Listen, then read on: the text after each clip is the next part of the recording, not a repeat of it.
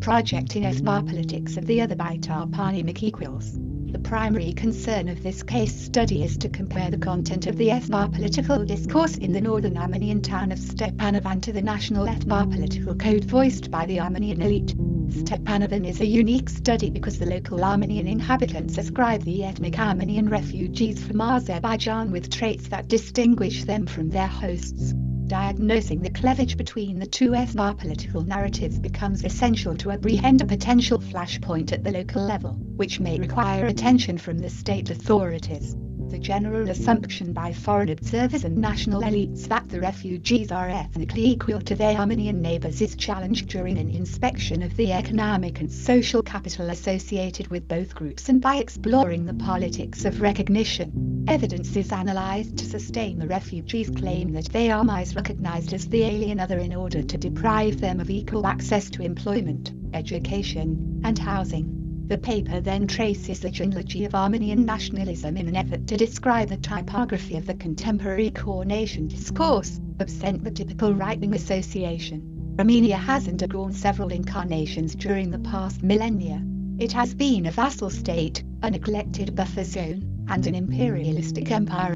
More recently, Armenia is consolidating state power in the aftermath of Soviet ethno-federalism and other legacies that influence the reconstruction of its eponymous myths and symbols.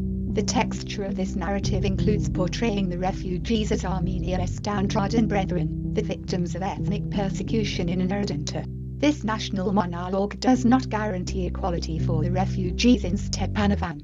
The author argues that the rift between recognition and misrecognition, as evidenced by disparate ethnopolitical codes, avails itself to influence from international organizations representing a third ethno-symbolic paradigm, i.e. minority rights and multiculturalism. For example, as non-governmental organizations pursue a strategy of resource mobilization in the economic sphere of developing countries, the inhabitants are exposed to the notions of economic rights and activism.